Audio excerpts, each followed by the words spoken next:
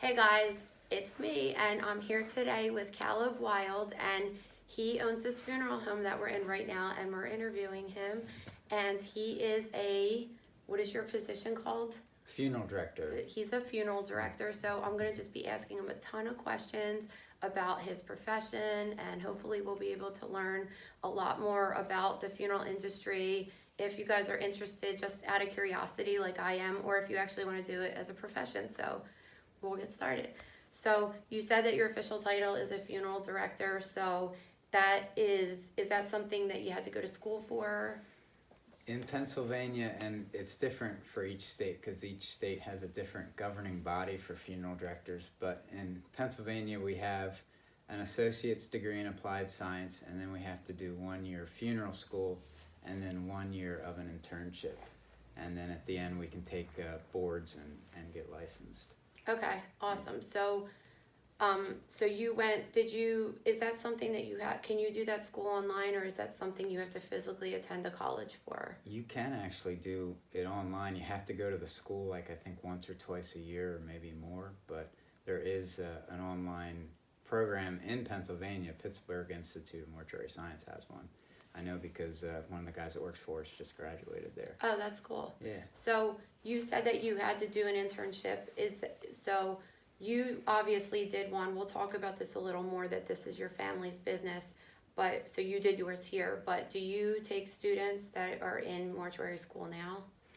Yeah, the Nathan who works for us, he was in mortuary school, and we were his, I guess, preceptor. I forget the exact word, but he did his internship here. And we've had other people ask, but we're kind of, family businesses are kind of run like the mafia.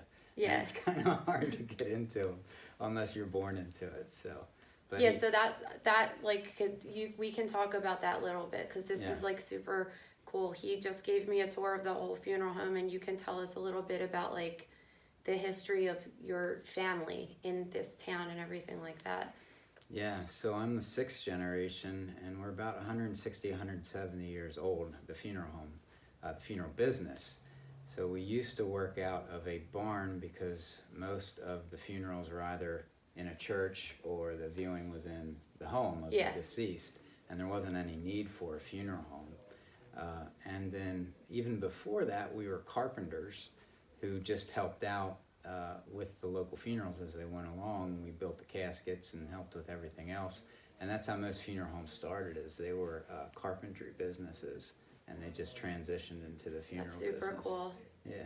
So needless to say, like, he's been in a funeral home his entire life. So when I asked you this question earlier when I first met you, is this something, because he is an only child, is this something that your dad was like, hey bud, like, you just better get used to this because this is what you're doing when you get older? Or yeah, there was a lot of pressure, not from my parents as much from my grandfather, and he's kind of like the Don of the family to play on that, so it was all good pressure, but I didn't want to do it. I wanted to do something that I thought was going to be more life-giving, because I was young and an idealist, and I wanted to change the world, and I didn't think that could happen here. But I found that it can, so I've been able to stay in it for that reason. That's awesome. So I'm not going to ask you about like personal money stuff, but I know that a lot of people, including me, whenever I went to college, like if a person's graduating from mortuary school, let's say in this area or the Philadelphia region in general, what is an average salary that they should expect to make out of school? Yeah, that's kind of tough. So in mortuary school, I remember them saying that the average salary of a teacher is kind of the same as a new funeral director, but I don't think that's applicable anymore. I would probably say that the average salary is a little less than a starting teacher or a teacher that's just beginning. Which is pretty much average for this, It's enough to live off of, but it's not like you're going to be rich. This is like a job that you do if you love it, kind of. So when you went to school and then you did your internship, you were eligible right away to take the licensure exam, or did you have to do like additional hours in order to be eligible to take the licensure exam? I took it as soon as I was done. It was the Pennsylvania State Boards that I had to take, and I actually failed the first time through, and then passed it the second time. I felt like shit when are we allowed to? Okay. Yeah. I'm sorry. But yeah, so I failed the first time through, and then I studied really hard and passed the second time through. Yeah, those tests are just like set up differently. Like, and you're like, oh, I've been around this my whole life. Like, I don't need to study for this. And then they ask like weird ass questions, and then where there's like 2 or 3 answers that could very well be right, but it's only one that they're looking for. they just care about the one. So, so we're in a funeral home right now, and you're a funeral director, but are there any other jobs that you can get at a funeral home that's not a funeral director? Like, do you have, I don't know, like what are the roles here for everyone? Because there's a lot of working parts. There's the prepping of the body. There's the arranging the thing. Like, so what? That's a good question. Yeah, and in some states, you can be just an embalmer. In Pennsylvania, when I got licensed, I'm licensed as a funeral director and an embalmer. But in some, you can get a license for either funeral director or embalmer. So sometimes there's people who are specialists in the prep room, and there's a lot of those that kind of go from funeral home to funeral home just because they're really good at what they do, and that's what they specialize in. My aunt works here as a cosmetologist. She does the hair and the makeup. My mom's here as a secretary. She answers the phone. That's so cool. Yeah, and then I do slave labor with my son, and he scrubs the morgue floor. That's awesome. No, I'm kidding. Listen, I used to bring Maria to the autopsy room all the time, and she, like, literally having her mop up blood too. So she was like a teenager. Yeah. So I get it. Trust me. Yeah, this will teach you. Yeah. So your mom works here. That's super cool. And do you have any advice that you would give anybody that's interested in because obviously, like, a person that has this in their family business has a lot more insight into like how to get a job. Yeah. I get a lot of emails for people that want to do hair and makeup for people. So do you have to be a cosmetologist or a funeral director to be allowed to do that? Do you know if there's like a specific rule for that? Or Generally, no. Not that I'm aware of. My aunt isn't licensed as a funeral director, but she does the cosmetology, and I think that's often the case for funeral homes, just because people are very good at doing that one thing, and so we bring them in just to do it. And it is hard to get into a funeral home, mainly because I think what happens is it becomes so insulary. The stuff that we talk about is probably similar to your profession, where it's just a heavy business, and so it takes a while for us to trust somebody who wants to work with us, because it's a business that isn't just a professional thing, it affects me as a person.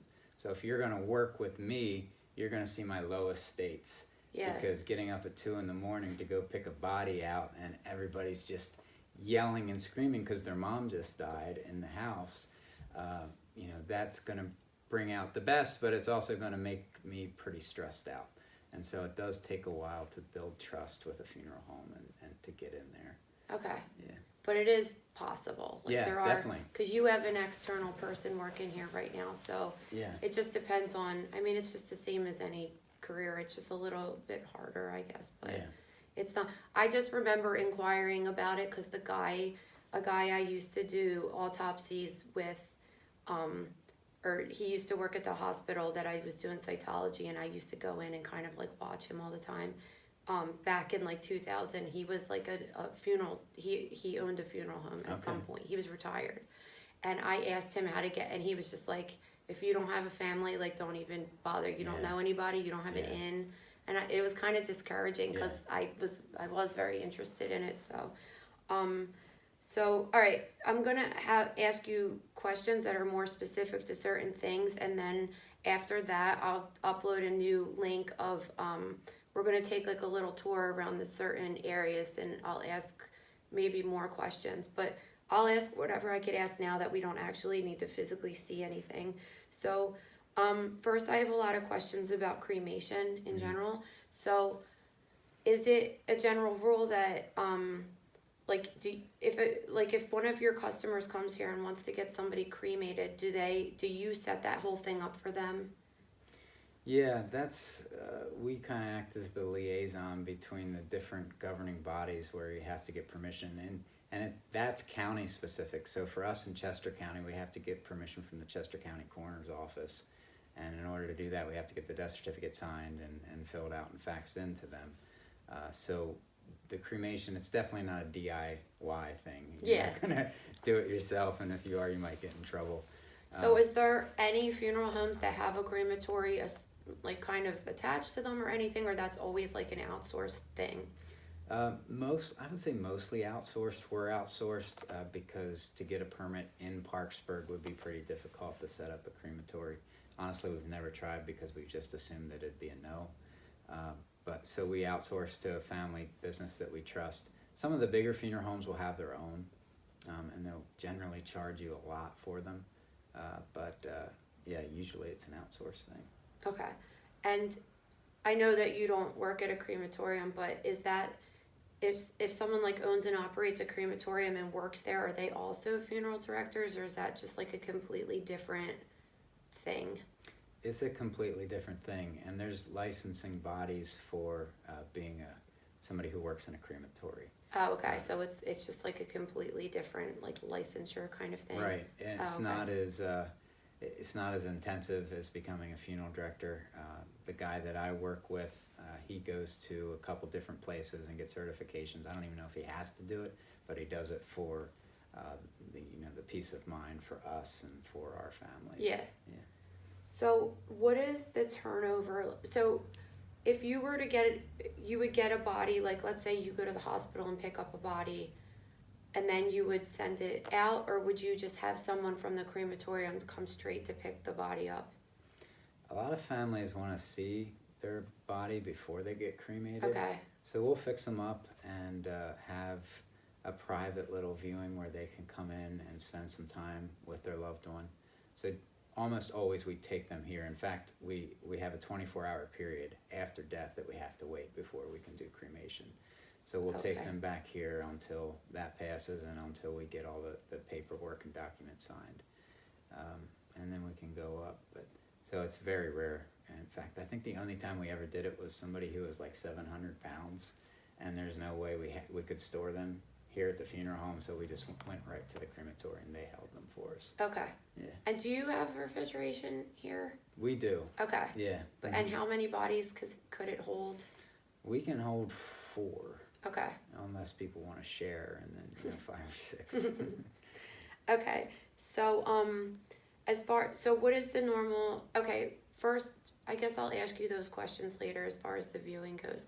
But so if you send a body to the crematorium, what's the normal like turnover as far as like how fast you get it back? Yeah, it does depend on weight to an extent. The larger bodies take longer, and I don't know all the science behind it. I think they're supposed to do the larger ones in the morning or in the evening, something like that. But they can take longer. Sometimes there's cremation caskets, so that could make the process longer.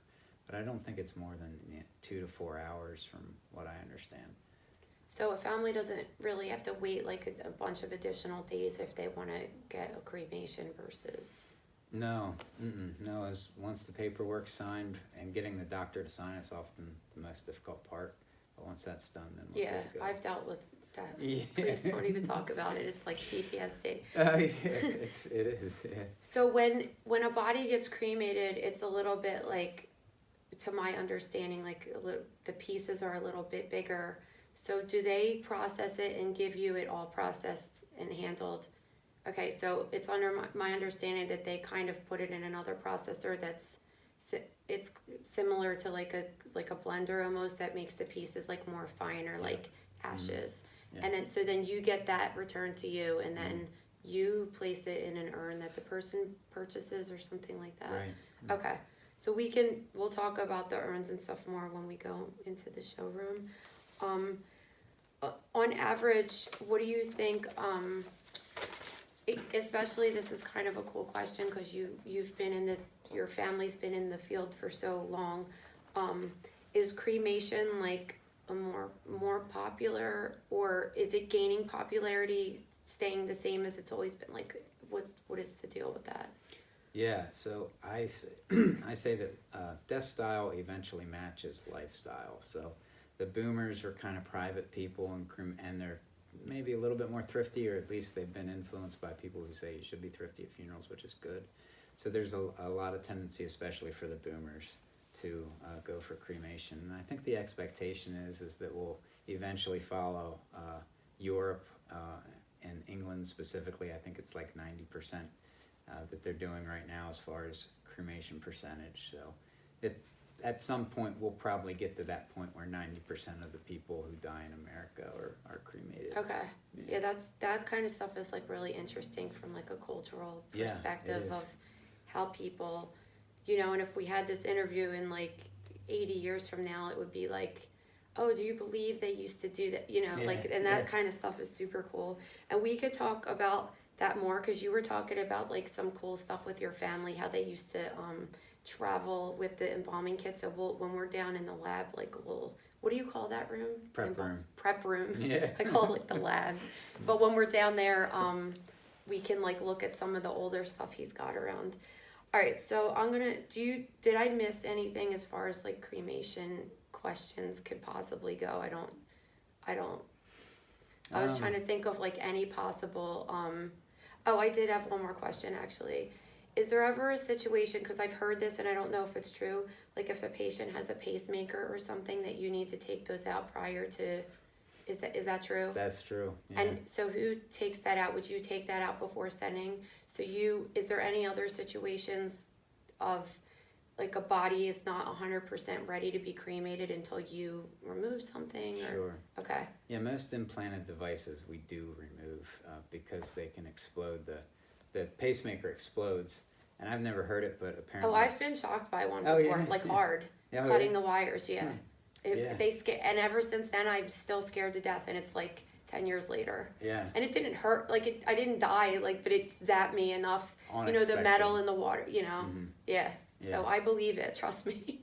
Yeah. So they explode like a shotgun shell, apparently, and they can damage the brick inside the retort, and supposedly, this is what we've been told, they can cause upwards of $10,000 worth of damage because they have to fly a specialist in to fix the brick, et cetera, et cetera. So they really, so is it like a rule that you better send this body or you're liable for this damage if you send us a body that might like damage our... Yeah, and for the crematory we go to, we'd just be in the shit house for like a couple months until we brought enough coffee to make up for our stupid mistake. That's awesome. Yeah. All right, I think that's all the questions that I had for crematory stuff. So, just so you guys know, I was telling him I've actually never been to a funeral, even though I've talked on the phone to a funeral director every day for years, and I know a lot of their rules and everything, but I've never actually like been here on an off occasion where I wasn't visiting someone that died. So I just have all these questions from like my whole career. So I told you I have 4 pages of questions for him. Okay, so let's talk about viewings. So our viewings, I know like back in the day they were a little bit more popular, but are they as popular now, or are they like losing popularity? I personally think it's like super weird. Yeah. But like also I come from an Italian Philadelphia family that like that's what we do. Yeah. So Yeah, and you don't want to break the mold if that's what everybody has done. Yeah. I mean, that's the feeling that you get just from like certain families. It's just like kind of weird to be like dressing up and manipulating a dead, especially since I've been around dead bodies like that. It's really weird. I mean, if you drive by cemeteries today, it's kind of interesting to think that the majority of the bodies in there that were embalmed still look probably very similar to the way they looked when they were put in there. So my grandmother, who died in 92, I mean, assuming that the embalming job was well and that, there wasn't anything that got into her casket, you could dig her up and she'd look pretty much the same. It's really, I had to do an autopsy on an exhumed body because we at the hospital I was working at, we missed the autopsy, and the person was buried in the ground in a month in like January, and the family was like, what are the autopsy results? And we're like, we never got, there was some kind of a problem with the paperwork going all the way through. And so we like said, okay, we'll exhume the body and we'll do the autopsy now. And I was scared because I'm like, oh my God, this body's been dead in the ground for a year. Like, I don't know what to expect. And they were bringing the casket to the hospital. And when I saw this guy, he had makeup on still. He looked completely like probably the day of his viewing. He had a little bit of white, like fuzzy mold on his face, Yeah. and that was it. It Yeah. was insane. Yeah. I could have like wiped the makeup. It was insane. It blew my mind, kind of. So aliens are gonna think that we're super weird when they invade us and Yeah. like find millions of dead bodies perfectly preserved under the ground. Yeah. So when you do a viewing, so you were saying earlier that before a person gets, so I know with my grandparents, they both got cremated, but we had viewings, but we had like legit, they were embalmed in Yeah. makeup and all that stuff, and then they got cremated. Do you ever do viewings where the person is not embalmed? Yes, we do. And so from my understanding, and this is something that we do, so we don't advertise a public viewing where it's not embalmed.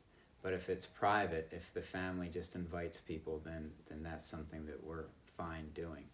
Embalming doesn't save us from diseases, or it doesn't make it extra healthy for everybody who attends. It's basically just a cosmetic thing. But the funeral industry has pushed that, embalming is kind of a necessary thing if you're going to have a public viewing, and it's just not. And I hope that those laws begin to change, or at least people start to understand that you can have a private viewing with an on-embalmed body and save yourself a lot of money. Now, they won't always look as good, but it's not like it's night and day. As you've seen, some Yeah. bodies, if Yeah, they're like- jaundiced or something of that nature, we were talking about that. But, Yeah. And an autopsy body, for sure, embalming helps because it's a pretty violent process. Yeah. As far as what it does to the body. But the other cases where somebody's just slowly passed away and they're peaceful and they look good, they don't look that much worse when they're not embalmed. And of course, all the embalmers who might be watching this are yelling heresy.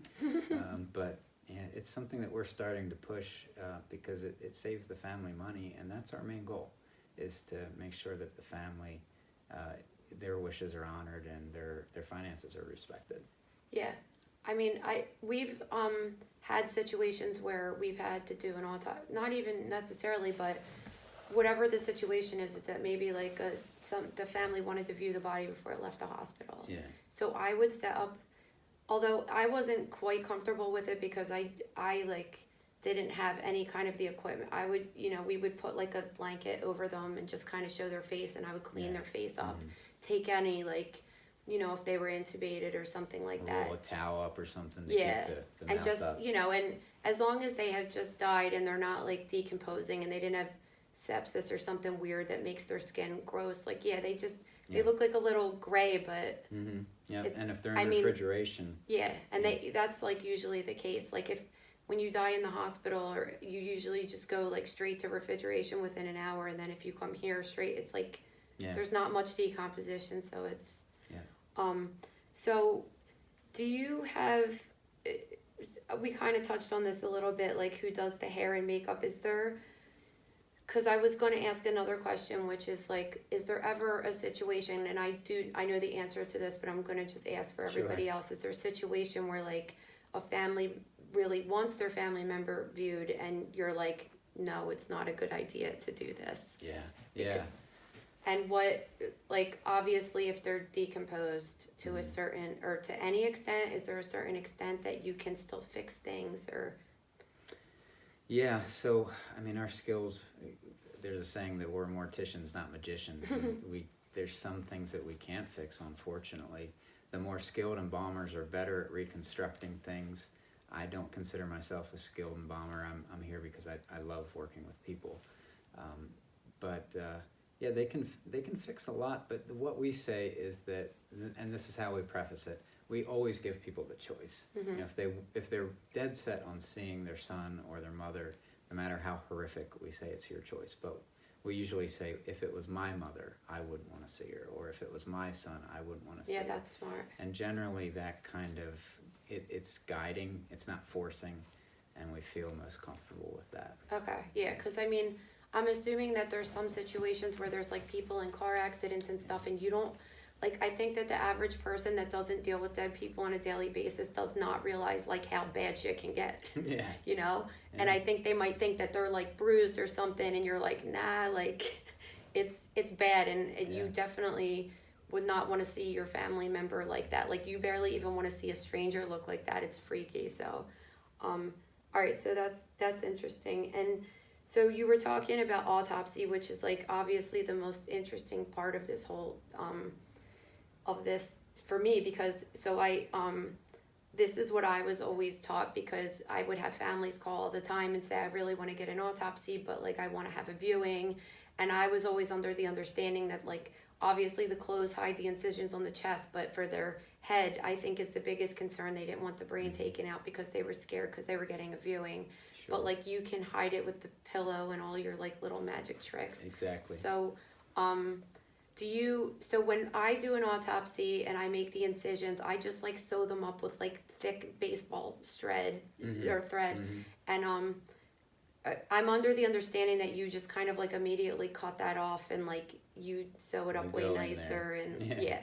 Okay, that's what I thought. So when I do incisions, I usually typically make a Y incision and then go ear to remove the brain, and then I just use the thick like a waxy string to sew them up. But I've always been under the assumption that it's because I used to get yelled at. But my one mentor, Joey, he wanted it to look like a perfect baseball, like, sewn, and I was like, dude, like, they're just gonna cut. Yeah, like, it's not. We're not sewing up for the funeral because we're just doing it basically so the body doesn't, like, leak until it gets to you guys.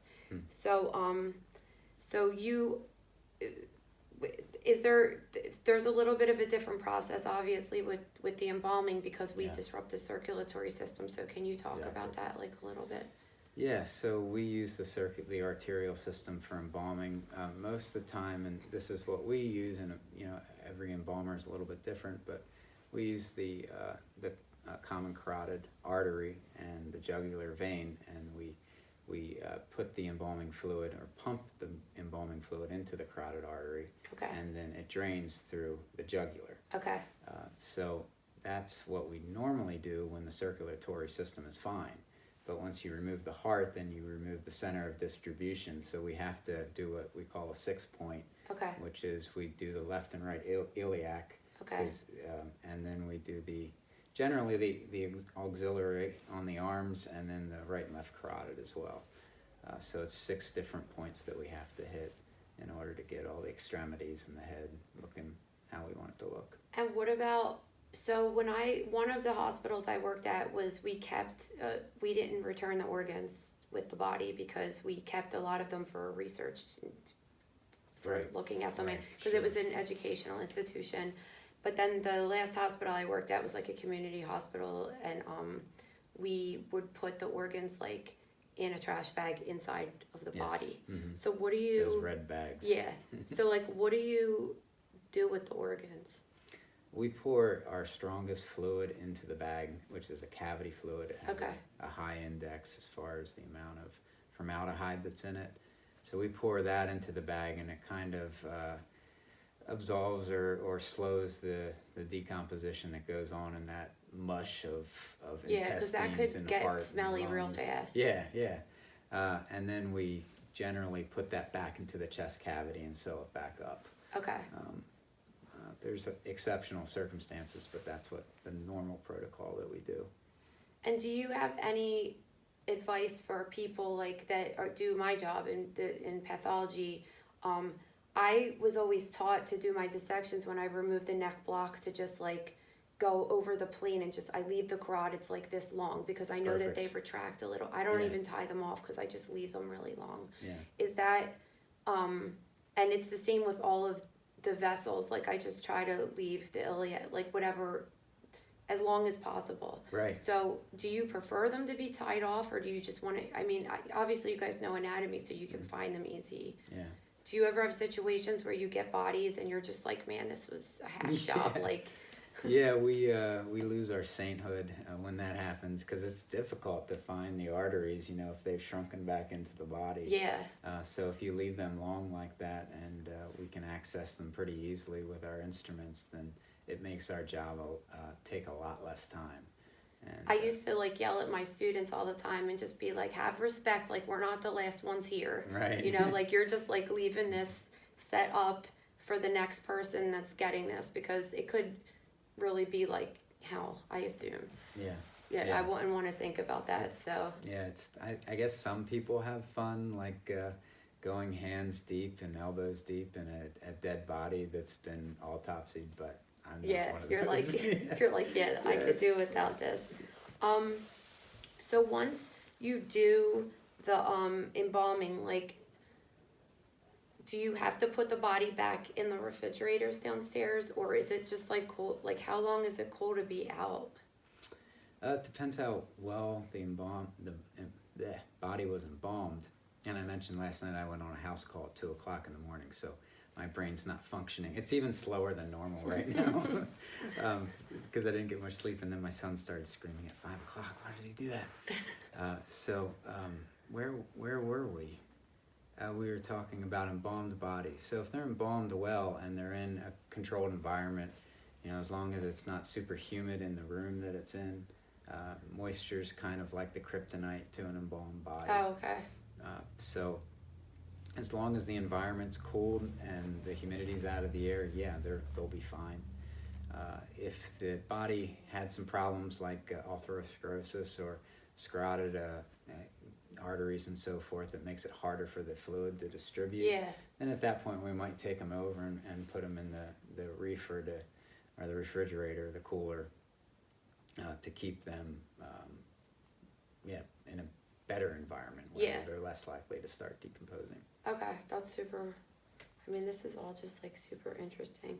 I guess so. My next section is embalming, but it kind of like goes with the whole viewing thing. So I did ask you downstairs, like once you do embalming, is it like the person's ready to go? You can start putting makeup and stuff on them, or what? So you can just talk about that briefly. Yeah, so there's two main parts of embalming. There's arterial embalming, which is where we use the carotid artery, like I had mentioned. And then there's the parts of the body that don't get reached by the arterial system. So the intestines, the stomach, the lungs, where the distribution's not as good. And for that, we use a big trocar, which is like a huge needle. And we go into the stomach and we fan and suck out all of the stuff that's in the lungs and that's in the intestines as much as the trocar can get, and then we replace it with that really strong fluid I had mentioned earlier, Okay. Cavity fluid. It's for the cavities, and that generally arrests things as far as decomposition is concerned, but sometimes there's still fluid in the body that can purge. So we go around the second time, like a day or two after we do the embalming, and just go over it again and make sure that there's no fluid that could potentially purge when we're carrying grandma up the church steps or something like that. It's kind of crazy because I do a thing, like I either do Forensic Friday or Funeral Friday, but when I do that, it's I see a lot of questions, because I did one a couple weeks ago, which was really, it was about a funeral home in New Jersey that like the family went in for the viewing and it like wasn't their mom, and then they were like, it's not our mom, and they were like, no, it is, they just look different, and then it turned out that it wasn't. And then all these people, the comments underneath I read, people were saying that they were at a viewing and they saw like fluid coming out of their grandma's nose and their ear and stuff. It's And possible. I mean, and that's like, it's cool that all these extra steps like you guys do to kind of prevent that stuff. Like people just don't realize what's going on like behind the scenes like that. So what, I guess, do you recommend like specific outfits for these, like I guess anything goes, like have you have any, like my assistant Jen was saying that like her grandmom got buried in a Flyers jersey because she loved the Flyers, which is kind of definitely different than like the little old Very lady Philly. in a dress. Very Philly. So have you ever had any and then I see these crazy ones of like people posing themselves on a Harley Davidson. It's pretty So cool. have you ever had like, I mean, obviously you've done so many, so it's like you have normal, like, okay, this guy wears a suit and a dress, but is anybody like, and you don't have to give specific examples, but just like like people ask for some like weird stuff sometimes, I'm sure, right? My dad has often joked that he wants to be turned upside down, face down with his ass up, and a little kiss it one last time. That's great. But that won't happen. We won't let that happen. Yeah, everybody's different.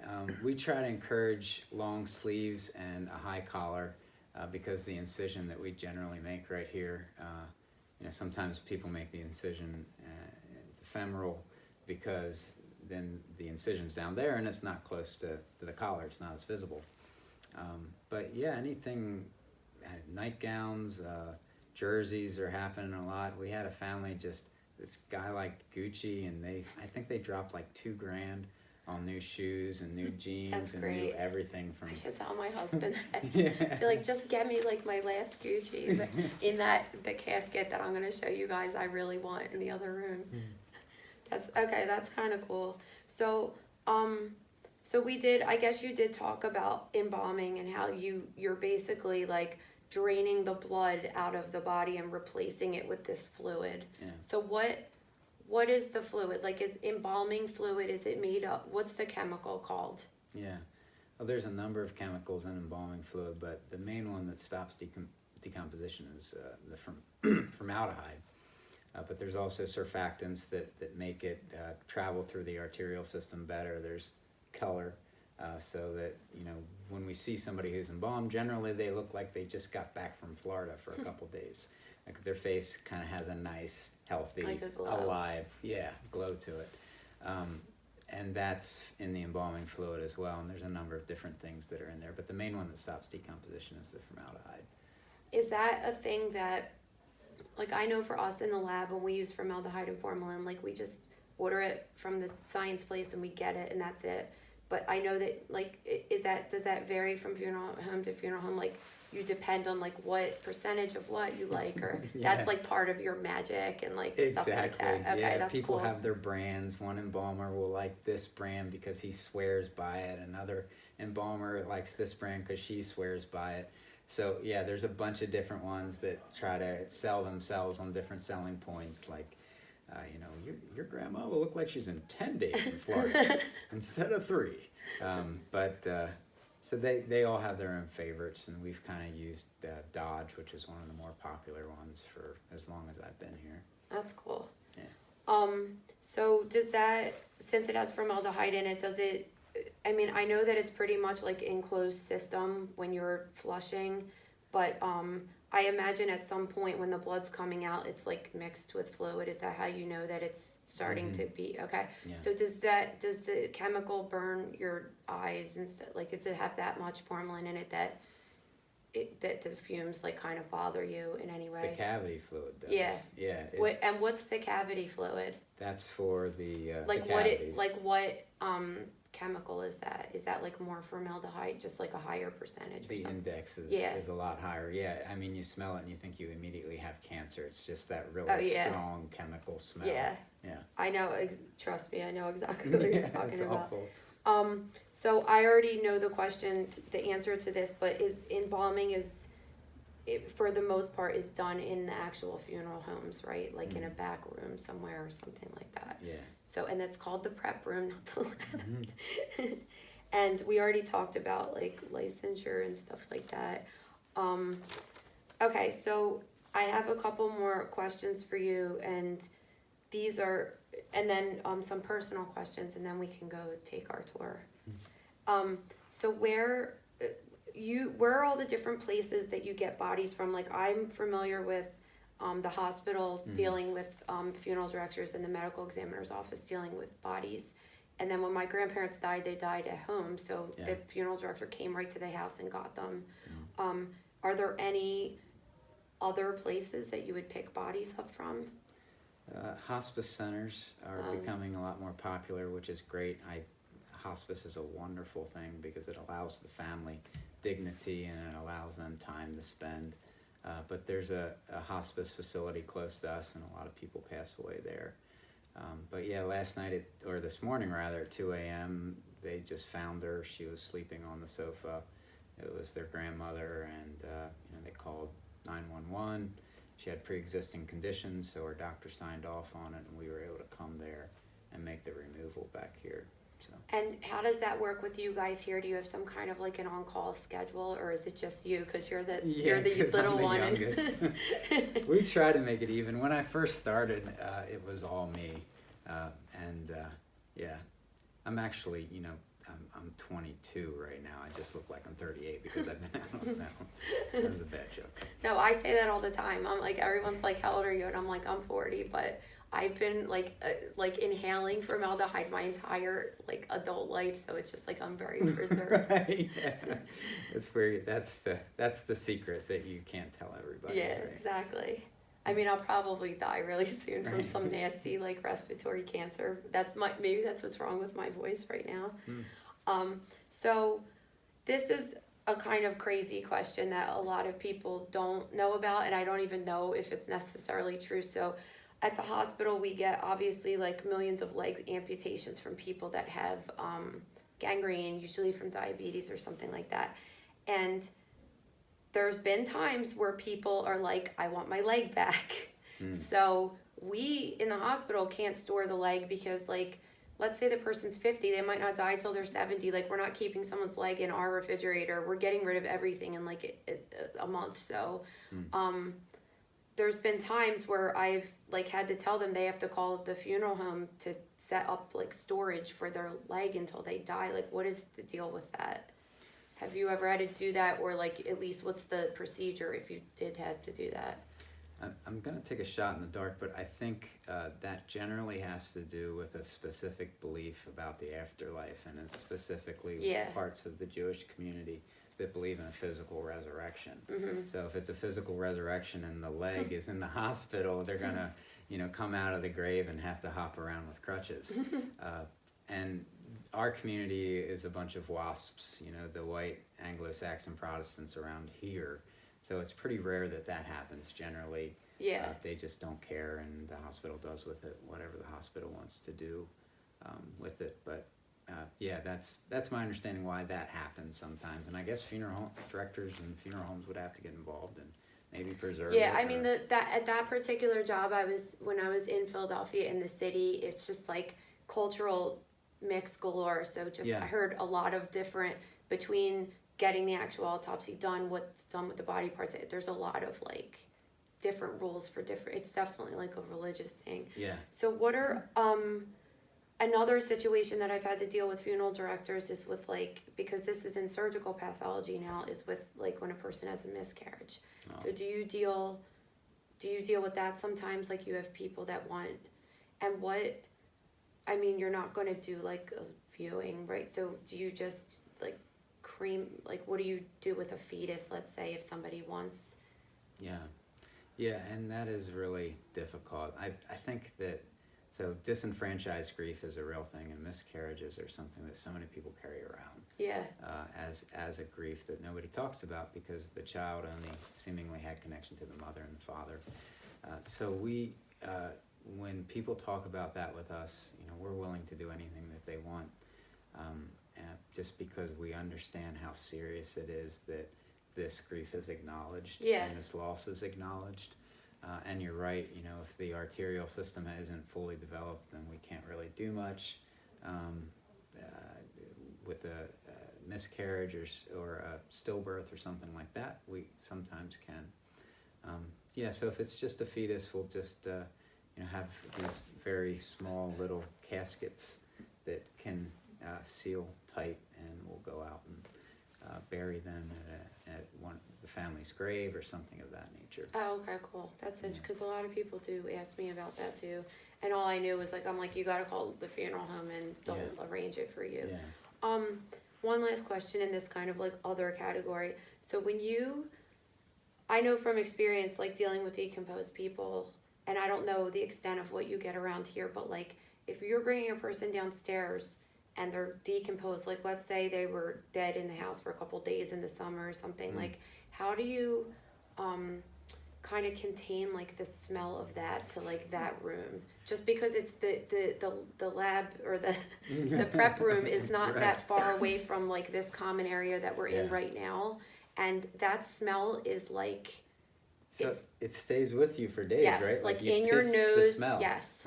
It's Yeah. so horrible. It's like in your hair and other people around you. Like I would get home from an autopsy and my daughter would be like, "You smell so bad, Mom." Like she smelled it because it's like everywhere. Yeah. So what do you do with that? Well, usually refrigeration is a pretty positive thing. We can put them in refrigeration and just turn it down really low, and that will arrest the decomposition and eventually the smell.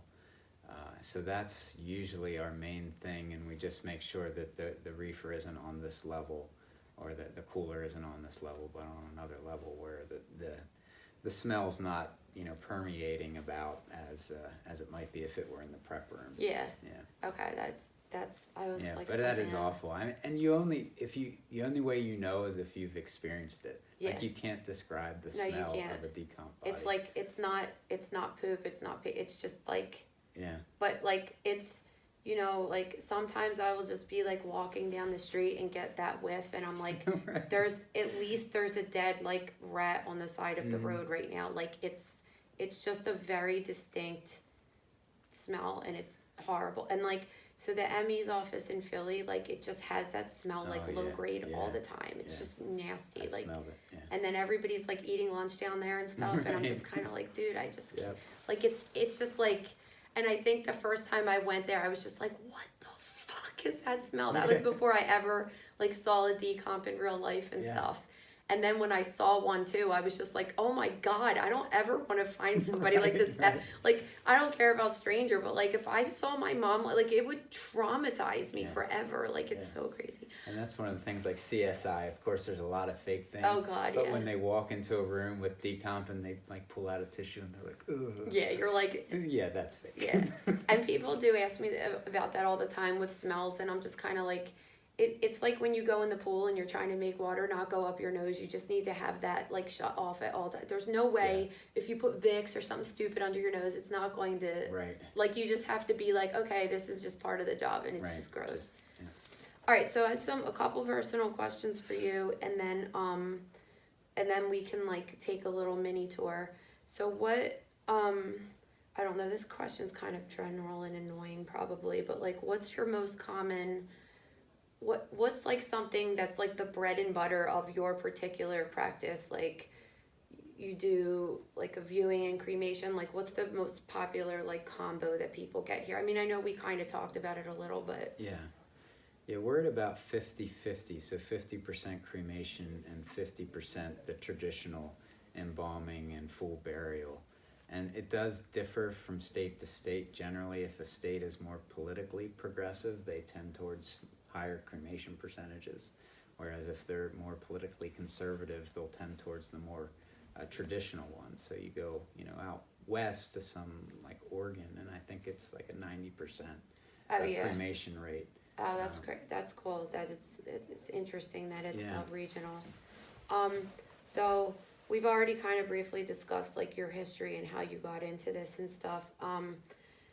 So you have written a book. That's how I met you actually. So what's the name of your book? Confessions of a Funeral Director. That's super cool. And how long ago did you write it? I wrote it, it's probably been like 4 years ago that I wrote it, and it's been out for about 2. But when you write a book, like you start writing it such a long time back that it feels like it's not even a part of your life once it actually comes out. But, so I think it's been published for 2 years. Yeah. And what kind of, like how's that been going? Have you gotten like interviews or like what's the interest in the book? Yeah, so actually when it was up on your site, I ran a couple other promotionals, and I sold 2,500 books, which is really good. Yeah, after that's really good. So props to you and anybody who wants to promote their stuff on your Instagram page. It won an award for a Nautilus Award, which is an award given to books that are meaningful and encourage people. And that's kind of more the vein that it's in. I mean, I talk about the nasty stories that we all see, but everybody has those stories. I'm more interested, and I kind of mentioned that before, I'm interested in the human element. and how people cope and how they grieve, and even how spirituality is tied into the whole thing, because that's been my experience where, death creates questions on every level of our experience. So that's kind of what I wrote about, and just the experiences and how they've created questions and shaped my life to be better. That's super cool. I'm Yeah. kind of like the same way. Like, a lot of people want me to write a book or a TV show, and it's like they just want the same thing repeated. Like, Right. talk about this, and I'm like, everybody's got these stories. Like, I want to talk about it from like the people's perspective of like Yeah. what they're going through, not just like a different perspective on the same thing, kind of. So I get that. So if people want to buy your book, I'll like put the link up and everything like that. But is it available on like audiobook? Because that's like our thing right now. Yeah. It's not my voice. The dude's voice is No, really you sexy. need to do it. That's It's fine. pretty cool. So did they ask you if you wanted to? They didn't even ask me. I think it's because I have like a Lancaster County. Of course, No, we're but out here that's with like- the Amish. Yeah, that's like the best. And I know they're they like, would be we're like not that. letting him speak for a couple hours. No, they would be the same way with me. They would be Yeah. like, "Yo, your Philly accent's like way too drawn. It's too thick. We're gonna like hire someone that speaks more professional than you." Right. But that's like actually really cool though. So and it's all like, I'm really happy for you that it's number one, a different topic than what everybody else is writing about, and number two, that it's successful. That it seems, I feel like our death industry is like gaining popularity, Yeah. which I feel like is good in general for everybody, because then when someone dies or someone gets diagnosed with something really bad, like, it's just easier to cope with things when you're more educated about it, in my opinion. Yeah. That's how I feel anyway. I was like really scared of death when I was a kid, and then when I learned a lot about it, it was kind of like more, it's just easier for me to accept now, as an Yeah. adult. Yeah. Are you working on any other books, projects that you would like to share? Yeah. Well, I'm actually in a doctoral program right now. Oh, that's so cool. that's kind of taking up a lot of my time. But the thesis that I'm writing is going to hopefully lend itself to the book that I have in mind, which is, I'm just very interested in people's view of the afterlife. I'm a skeptic. I'm not sure if afterlife exists. But everybody, it seems, almost everybody that comes through here, even those who don't have religious backgrounds, have had experiences. And so those experiences really intrigue me. And the way that they experience them and what they mean, especially, because they all have, those experiences seem to have these very deep meanings for people. And that's what I'm interested in right now. So. Yeah, and it'll be such a great book from you, because you have come, the average person can't write about this. It's like a person that just is like surrounded by dead people every single day of your life. It's like, I'm sure people ask you all the time if like ghosts exist and stuff like this, and you're just you like, probably get the same yeah. question. Yeah. And you just see things from a different perspective, because most people's only experience with death is with their family, which is like a completely Yeah. different ball game when you're a parent or you're anybody, friends. Because I've been fortunate enough to be like 40, and I've only had really like one person die that was traumatic. Everybody else was, my grandparents died, but it was like they were old, they had disease, Sure. Sure. And it is a different perspective when it's like yourself. But from when you look at it from an outside, it's very hard to believe that there is anything more afterwards. Yeah. Just when you actually get to like be around. Right, when you're people. opening up a dead Yeah. body and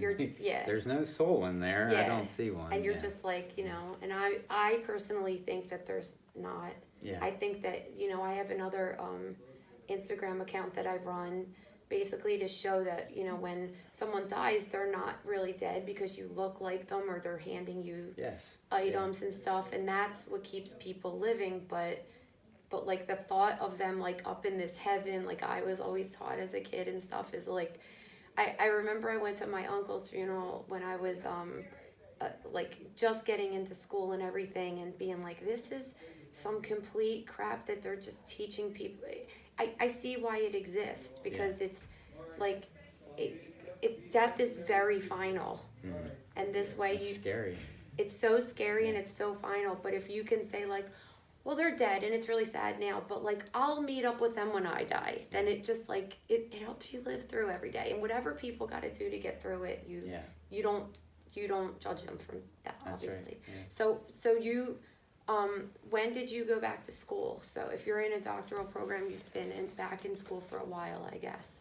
Yeah. Like after you graduated your funeral program. Yeah, I did, and I kept going because it was the only excuse that allowed my parents and my grandfather to let me off work.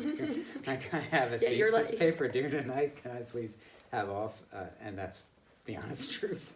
But it's cool because you might actually like be working on something that might change the whole industry. So it's like Yeah. even though you might not be changing your particular funeral home, like it's just a bigger thing, and it's like they must be like really proud of you that you're doing all this. Yeah. Like it's super cool. Yeah, and that's the thing that kind of keeps you going because it's tough. I mean, I was diagnosed with PTSD, and that's shitty, and the stuff that comes with it is shitty. Now is But- that from like the job? Yeah. Yeah. Yeah. So is that something that like you've ever talked to? Because I know that like guys, and especially older guys, like you and your dad's here and your grandpa's here. Is that something that they've dealt with too? So, like, people coming back from World War II, they'd call them shell-shocked. Yeah. And they had different terms for it, but it was essentially PTSD. Mm-hmm. And so I think that's the same with the older generations. You know, they'll say they're going through a mental burnout or something of that nature. And it could be a burnout, it could be compassion fatigue or something like that. But I think a lot of people within these type of industries like yours, ambulance crew, police officers, we think that PTSD is just something for somebody coming back from war, and it definitely is for people coming back from war, but it's also for people like us who see Oh, yeah. horrific things, Yeah. and it just shifts something in our minds that we can't control. Yeah. And that happens, and that happened to me, you know, multiple times, and I'm in therapy, and it's something that I'm very vulnerable and transparent about because the only way that we're going to be able to get help is to talk about stuff like that. Yeah. Yeah. And I definitely think that because I think now at least it's getting better, but I know like my husband's a firefighter and Yeah. it's in a horrible city and sees horrible shit, and it's like I think that it somewhat has, especially with the older generation, like a little bit of a taboo still. Sure, yeah. But like once time goes on and it even is probably with the older head military people that are just kind of like, oh, but like you got to see why there's a huge population of like homeless vets and stuff because Yeah. like I can't even imagine. Some people send me videos from other countries with some crazy shit, Yeah. and I'm like, I can't imagine the shit these people see and do when Yeah. they're, you know. So, yeah, I totally get it, and it's just like anybody's experience. I swear, when I was at the medical examiner's office, I would watch the news in the morning and know what I was going into for work, and like. After a while, and I wasn't there long, only like one summer, I was just like, I can't fucking be around this shit all the time or I'm gonna go nuts. Like, all you see is people doing bad shit to each other every Yeah. day. And it's Yeah. like, it would take a toll on me just being around that for years and years and years, and people hurting children, each other, killing, Yeah. like, seeing these like 18-year-old kids have their whole life ahead of them and they're either like OD'd or got shot. Right. Like, And I'm it's sure just you're so seeing that a sad. lot, heroin. And, yeah, it's just so Yeah. sad, you know? And so I completely think that's awesome that you talk about that. So that's actually for my last question basically is like, since you do have 2 children, are you going to, and I'm sure like you got to deal with the pressure from them in the other room, but like, are you going to kind of like say, are you into this, or like are you Sure. gonna like actually guide them away from it because of Yeah, it's a good question. I mean, what I want to do is I want to be able to identify their gifts, you know, as they grow, and encourage them in whatever gifts they have and support them as best as I can in their giftings. And if that leads to the funeral home, then that's okay. I mean, we're established and we've been here for a while. It's not an awful job. But my interest is seeing them grow in their gifts and supporting them in that, wherever that is, whether it's in the funeral home or it's somewhere else. So. it's kind of like a business like yours is very unique in America, especially in 2019, that there's not many of them that exist. And my kid's pediatrician, all three of the children that work there, their dad was my doctor. Oh, cool. And now they're all pediatricians. Yeah. And that kind of blows my mind from a parent's perspective of like, I don't care like how great of a parent you are, just like how did you get all three of your kids to take Right. over in your practice? Yeah. And it's so cool to me. Like it's super cool and like a family oriented thing, and it's awesome, but at the same time I'm like, did every one of those kids really like want to grow up and be a doctor? Like and a child like at the same place? But so it's kind of like you're not giving your kid their own individuality, but at the same time it's also kind of like cool to like think about that this place is, you know what I mean? Yeah. It's like it's such a And what that's do the I do? tension. Yeah. And that's the I tension don't that I know. felt. Yeah. Because I had my own gifts and things that I was good at and things that I loved coming out of high school and in college. But do you go back with the family business, or do you do what you're good at? And I think I just came to a place where I found what I was good at within the context of the family business, and I guess that's the best of both Yeah, worlds. and that's awesome that you were able to do the book, and you're kind of like taking what you have but just like straying a little bit, and it's super cool. Yeah. Well, is there anything else that like a major thing that I missed that you think that like people should know about either the job or just like, because this is a cool thing because it's a job, but it's also like everybody's gonna have to deal with a person like you at some point. I know that on my Funeral Fridays I've touched into a little bit, if you want to talk about that, like alternative funerals, which you said aren't really popular around here just because of the population, but like it's a thing that people don't just have two choices anymore. Yeah, no, and I'm a huge proponent of that. Like I said, I want to start a green cemetery when I can save up enough money to buy some land, and I try to support anybody's individual expressions, no matter how far they stray from the traditional funeral and what we have to offer. So green burial is a wonderful thing, and there's other things on the horizon, like water cremation, which hopefully starts to take off in the legislature, and it's allowed to take place in certain states. But I mean, two big things I think revolving around money, because money's a big thing when it comes to funerals, and there are funeral directors who are worse than the worst people in the world. You know, they're just awful because they're taking advantage of people at their lowest moments. And you know, so one thing that I've written on my platform, internet platform, is unless you have a relationship with a funeral director that you really trust, call around, because one funeral home will offer the exact same thing for like $3,000 to $4,000 cheaper than another funeral home right up the street. So it pays to shop around, and of course you're not required to be embalmed. Some funeral directors will lead you to think that you're required to be embalmed no matter what, and that's just not the case. So yeah, there's sharks out there, but there's also really good funeral directors who are just interested in dedicating their lives to helping the people around them. That's cool. That's awesome. All right. Well, thanks. This was really cool, and I learned a lot. So now we're gonna go take a tour of the funeral home, and that's gonna be like super shaky video. I'm just warning you. And then I'll post that an additional link.